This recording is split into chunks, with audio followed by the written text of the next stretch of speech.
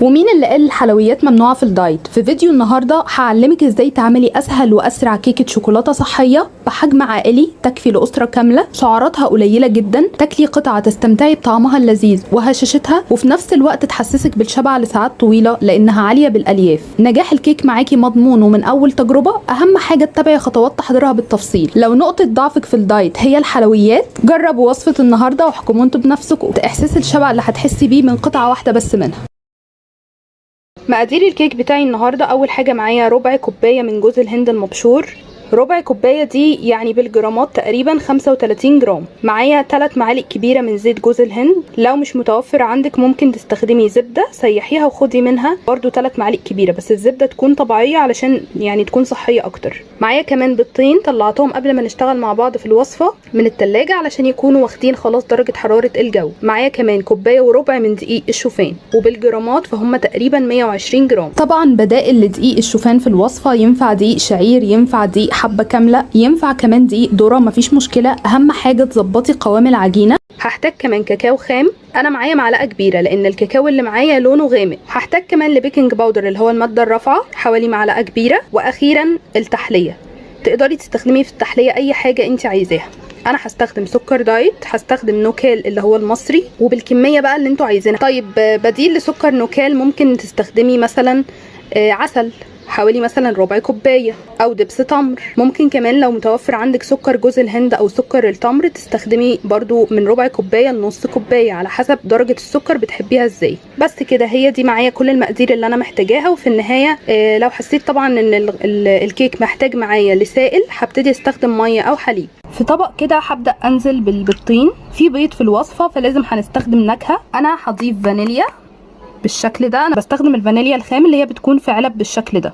وكمان هضيف السكر الدايت وابدا اضرب بقى بالمضرب الكهرباء كويس جدا لغايه لما احول القوام بتاع البيض مع السكر لقوام فومي.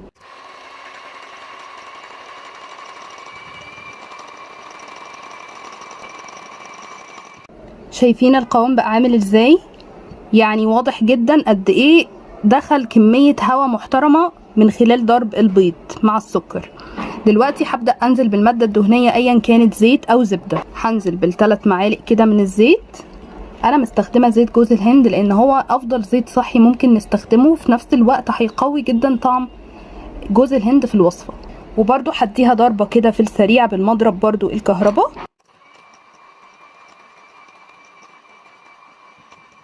خلاص كده خلصنا مهمة المضرب الكهرباء. دلوقتي هنبتدي نشتغل بالمعلقة. هنزل دلوقتي بالمقادير الجافة اللي هي اول حاجة دقيق الشوفان كوباية وربع، او بالجرامات 120 جرام. هنزل بيهم كده، وده شوفان انا طحناه في البيت ومش بنخله علشان استفيد بنخالة الشوفان. هضيف كمان معلقة الكاكاو الخام. هضيف كمان جوز الهند المبشور ربع كوباية او 35 جرام. وهقلب الحاجات دي الاول مع بعضها. هخلي خطوة البيكنج باودر في النهاية.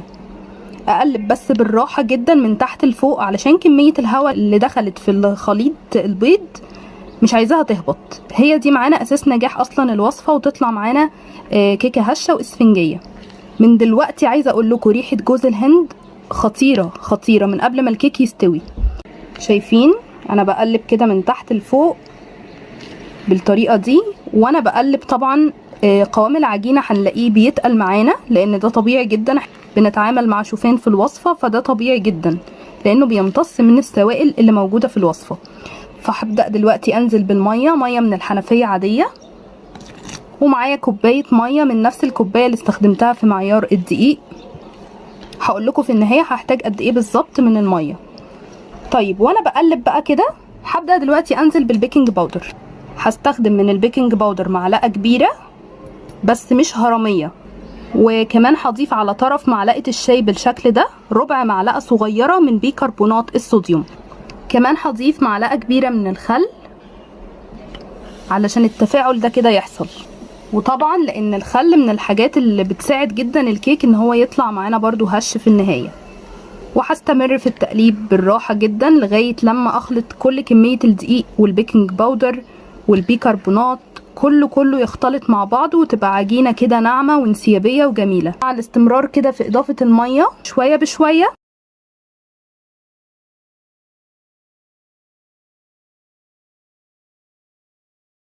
وبالشكل ده خلاص الكيك جاهز معايا. القوام ده بصراحة ممتاز، بصوا معايا القوام عامل ازاي، ناعم وانسيابي وجميل، مش تقيل ومش خفيف، قوام وسط ما بين الاتنين، لان لو تقيل او خفيف هتعجن منكم.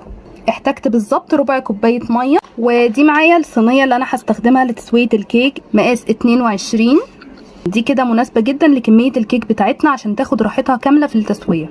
هدهنها الاول بالزيت كويس جدا. وكده خلاص الصينية بتاعتي انا دهنتها كويس جدا. هنزل فيها دلوقتي بخليط الكيك، بس قبل ما انزل بيه لازم اقلبه بالشكل ده عشان يكون كله واخد نفس القوام، مفيش منه خفيف وفيه تقيل. هبدأ انزل بيه بالشكل ده، بسم الله. وهدخل الكيك بتاعي الفرن على درجة حرارة 180 في الرف الوسطاني. استنوني بقى لما يطلع اقول لكم بالظبط تفاصيل التسوية.